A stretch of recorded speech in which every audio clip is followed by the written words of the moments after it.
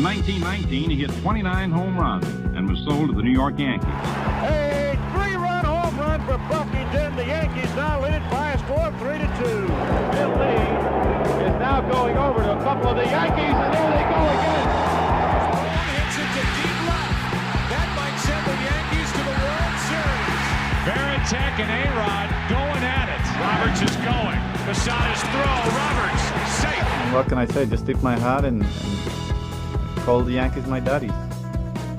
Welcome to Fanbase, a deep dive into the greatest rivalry in sports. John Senecal, really the creator of the podcast, Brian Shackman, came along for the ride, and here we are, 107 episodes in. And, you know, I'm going to take this. Listen, we have a couple things coming up. We have a special guest on scouting in 2 weeks, and we're going to do our season preview next week. And right now we're talking about the World Baseball Classic. And I'm just going to throw it out. I did not watch one inning. You didn't watch any of it. Not an inning. You lived through our text. I loved watching it. Producer Matt Royce, who comes on the show from time to time and helps produce the show, and John, both big Yankee fans. We're on a three-way text chain, and it's always colorful and entertaining. And they were doing a thread on the WBC, and I didn't. If you noticed, I was silent for the most part. I thought you just didn't like us or something. No. Well, I don't like you, but I didn't watch any of it. And at first, it was because I just was focused on March Madness and other things. And then I sort of was like, I'm just not gonna watch it. First of all, I didn't know where to watch it. Yeah. And then but I was really enjoying reading about it, and I have a very specific take, and I think the take is important because I think it's based on the fact that I didn't watch. And so I don't know if you want to just talk about Trout versus Ohtani or the tournament in general, or you want to hold off on my take, or you want me to just go right into it?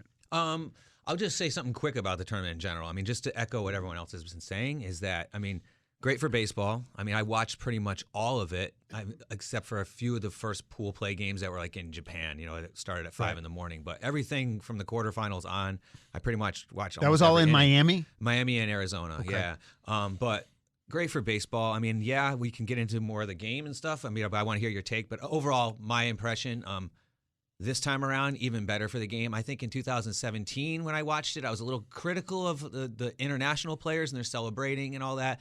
But I feel like, because they were sort of rubbing in the Americans' faces, the party atmosphere, Yeah. the balloon animals and stuff as you're going around the bases, that kind of stuff. I mean, Right. It's still a little excessive to us American baseball enthusiasts, but I've grown to accept that a little bit more. And I thought it was great to just see that energy. It was interesting to see that the U.S., no matter how hard they struck, they never really hit that level of energy. Right. You know what I mean?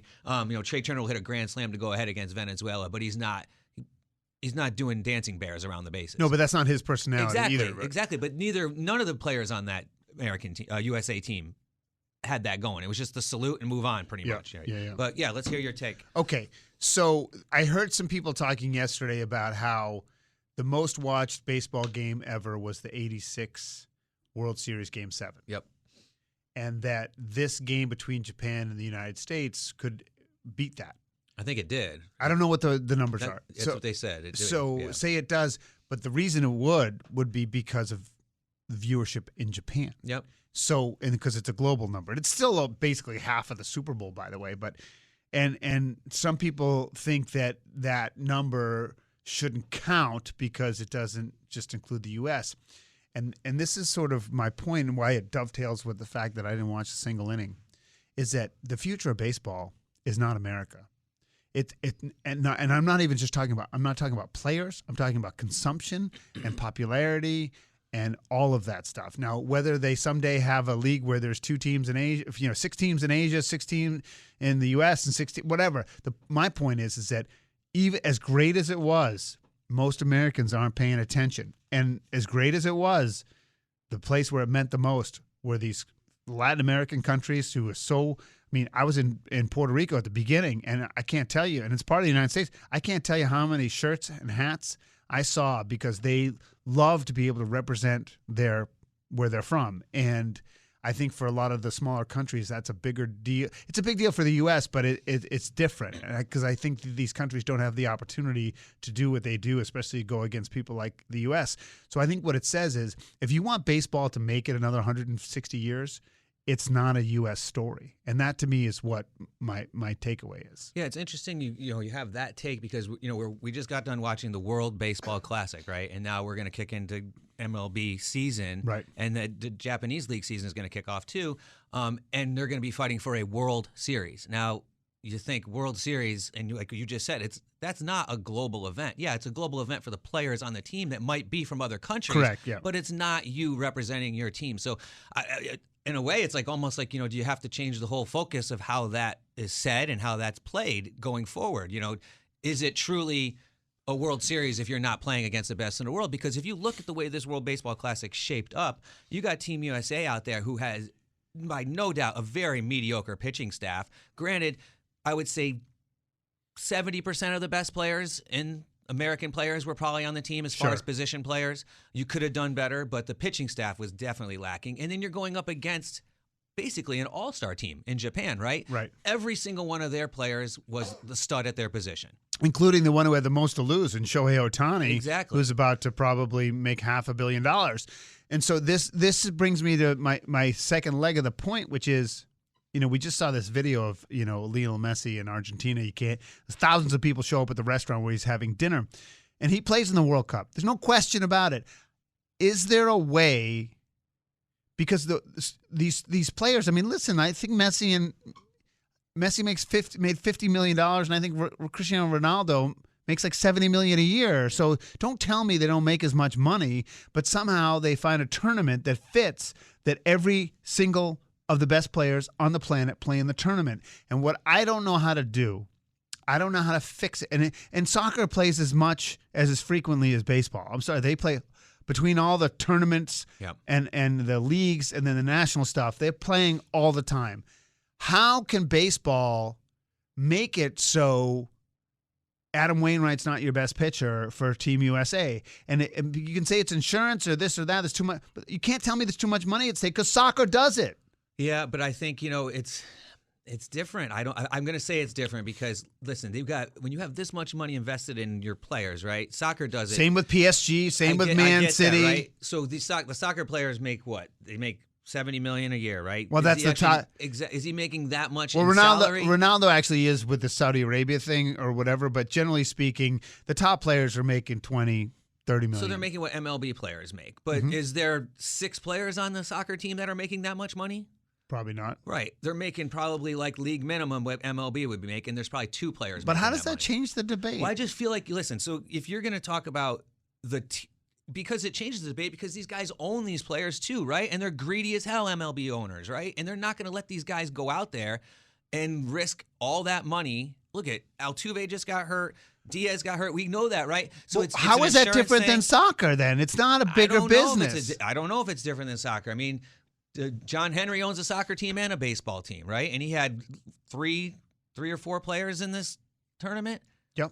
And any one of them could have got hurt. But totally. I'm saying if Clayton Kershaw is bowing out because they're not going to cover his insurance policy, and if Kyle Tucker last night in the game fouled the ball off his leg the game before, and he could have came in a very crucial situation, he didn't come in, for a fact he was either hurt and couldn't play, or the Astros were like, whoa, get him off the freaking field, right, dude. It was more the latter. Right? So there's too much invested. And you'll say, well, how does that differ? And I'll say it differs because it's the American sport, right? So-called American sport, baseball. And these owners are going to freak the hell out if these players, it's going to have to be negotiated in some sort of collective bargaining or something because the U.S. is never going to beat these teams without better pitching. So, I mean, I have to have the qualifier. I threw the topic on you without preparation or research. So it's not like I expect you to have, and I don't even know what the answer is necessarily for me either. I mean, they have to look at probably relocating the series maybe to the middle of the season and shut down MLB for a couple weeks. Right. I mean,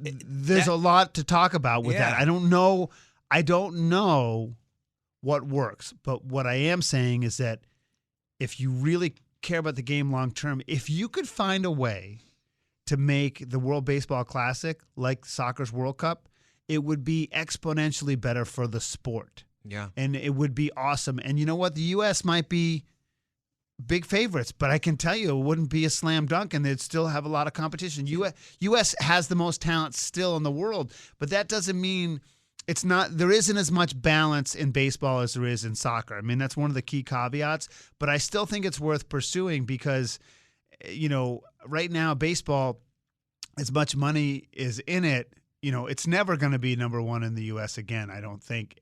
And it doesn't mean it can't be tremendously successful, but it's never going to beat football as long as football's in existence. Yeah. And the NBA, arguably, for some, is even more popular But you look than at baseball. these players, right? So you look at Shohei Ohtani, and they leave Japan for a reason, right? They leave Japan to come and play in the United States because they want to play against the best and they want to make the most money. Right. That's But where, I think it's going to happen. Sure. Right? And I think it's a lot of it has to do with they want to play in the best league The best league in the world. And they know that if they do well, they'll get paid. And everybody in that country is watching Shohei Ohtani, right? Right. There's a dedication there.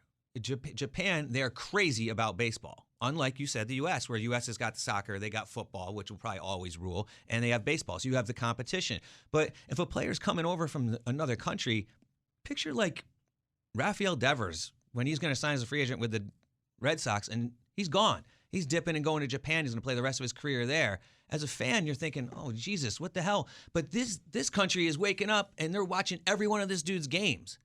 That's like me saying, like, all right, well, Aaron Judge just left. I'm going to devote the rest of my sports watching to watching him at 5 o'clock in the morning all the time. There's a dedication there. So this is a huge opportunity, like you said, for Major League Baseball to grow the sport, right? Because like you said, if I would be hard-pressed to think that 50 years from now, we could, if we're alive, we could have this conversation and be like, we're talking about a World Series that's only played with 30 teams in MLB in the United States. I just don't see it happening. You think It would be different. right? So like you'll have a division. I mean, I think it would be you would great. be the U.S. champion, right? but then you got to So like figure out. like Little League does it. I guess I would think so, but then again, it's like, well, you just played this whole championship to win the championship with a bunch of players from other countries. Now we got to figure out.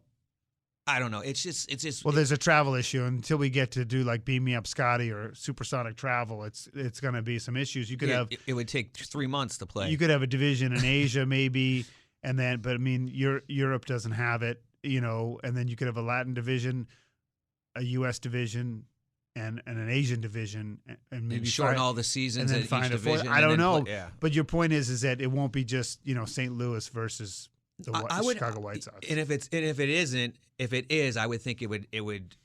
The global stage would advance to a point where they would play each other, I guess, more. I don't know how you would figure that out because if you're going to be playing players in the U.S., it's a very complicated thing. And of course, when you loop, like you said, you loop the injury issues into it. I mean, two of the biggest stars going right now got hurt and they're out. And who knows what else came out of that? We don't even know yet. I mean, there could have been guys that tweaked all sorts of crap. Soto's on the bench right now. He's hurt. So it's like, who knows? You think the U.S. players, last thing for me, and then you might have something else to say. Do you think that the U.S. players really cared about putting on the? Did you feel a pride about wearing the jersey in an Olympic kind of way? Yeah, I don't see. Yes, I did. I think so. I mean, far from all the fanfare and walking out in the field with flags and everything, I do think that, and I don't see how you couldn't. Because I think a lot of these players. Well, I don't think a lot of them. I think most of them had Team USA experience coming up through the lower ranks, and and historically that's how MLB, how Team USA baseball was until like the Olympics in 2006 or something. I don't even remember when it was. But baseball has not been a professional international sport where professional players are playing. So for the guys that were fortunate enough to do it and actually play for USA baseball, I think maybe it held a little bit different meaning because they had done it before. But, I think guys like Cedric Mullins, I don't think Kyle Tucker ever did. And, Kyle Higashioka, he didn't really play. And then you look at guys like Bobby Witt Jr., who's a huge superstar, who they was basically just on the team for the next round, which they've already announced for 2026. So the long answer to your question is yes. How could you not? But I still feel like if you're gonna sit there and you're gonna say we want our best players, you got to get the best. You can't go out there with a bunch of pitchers that are just they're not your top tier on your team in the MLB. So why would they be the top tier on your team in the USA? All right, John. Any final thoughts on what you saw? Yeah, I'm going to echo kind of what I said before about if you're going to get the best players to play, that's what you need to win, right? And that also includes the best coaching staff. They went with Mark DeRosa this time around. Last time it was Jim Leyland. So if anybody knows anything about Jim Leyland, he was a baseball lifer. He's been a manager up until 2017 for a zillion years. The Tigers. I'm at the Tigers. Yeah, the Tigers and the Pirates. And Is DeRosa, he retired? No, DeRosa was a former player, and he was an MLB Network analyst, right? And this is his first gig, which is fine, right? But is this the time to put someone at their first gig? So he never managed? No, he's never managed before. And as a matter of fact, what he did was his way of practicing managing, he even said this in an interview, was he ghost managed the World Series last year. He went and he made his own lineups, and as the game progressed, he did what he thought he would do each manager did, and then he compared it to Dusty Baker and Rob Thompson. So that was basically his practice. So, obviously when you have superstars, you're kind of resting on their laurels too and how they're going to perform, and they're going to perform elitely, but you still have to pull the strings. And if you look at, let's just talk about the game last night, the final game. And, in the eighth inning, you have a chance with Trey Turner on first base with one out and Cedric Mullins up. You got to steal, right? You got to try to steal with one out because you're still down by one run. And if he gets caught, you still have a chance with a home run. Now, granted, hopefully Kyle Tucker would have been up there. I think he was hurt. But Trey Turner is the fastest guy in MLB. And then you go to the next inning where Jeff McNeil has one of the best at-bats you'll ever see, laying off those pitches that are spitting on the outside corner of the plate at 100 miles an hour. He gets on base. And then Bobby Witt, who's probably the second fastest player in MLB, comes in, and he doesn't steal.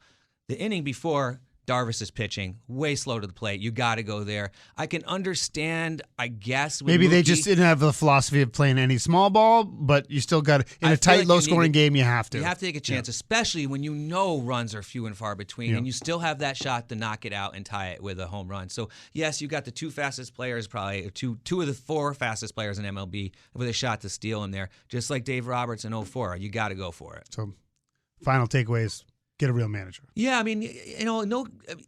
going forward, maybe he's a good manager, but he's a rookie, he's young. He's been in baseball, but has he ever managed, right? And he had Jerry Manuel with him, and I know Ken Griffey Jr. was there, Andy Pettit, and Jerry Manuel has a lot of managing experience, he has a lot of coaching experience, but the manager still has to make the calls, and we're the ones that are crucial about it afterwards, right? He's John Senecal. I'm Brian Shackman. You've been listening to episode 107 of Fanbase, a deep dive into the greatest rivalry in sports. Next week, by the way, we'll do our preview, and then we have an author who wrote a book on scouting. So get your predictions ready, John. Every time I think you hear scouting, I think of that Clint Eastwood movie where he was like... The Curve? The Trouble with the Curve. Yeah, with Justin Timberlake. And his daughter, I think his daughter was trying to be a scout too, or Clint Eastwood's daughter. Was it Amy Adams? Yeah. It was not a bad movie. No, and I feel like that was Clint Eastwood was 80, and that was 30 years ago. I know, and he was going, but part of the movie was he was going blind. And he could still. The skills he had, he knew what pitch it was just on hearing it. So people didn't know he was blind because he could still call the pitches based on the pop of the glove, which I love. I love that. I don't see many of those 80-year-old scouts behind the plate anymore. No, but there's a real conversation to be had, and this is what we'll have with this gentleman. Is about where the value falls, because I do feel that even in the Moneyball era, and the movie just destroys scouting, right? It just destroys it. But I still think that there's some value in part of it, even if it's not looking for Fabio. That scene, I have to just say, that was my goodbye. But that scene when they're first throwing out names at the beginning of the off season was one of my favorite scenes in movie history, when they're just talking about all the old guys. Purposely one with a hearing aid, it's just talking about good body, bad body. I can't wait for that conversation. All right, John, we'll talk to you soon. Yep, looking forward to it.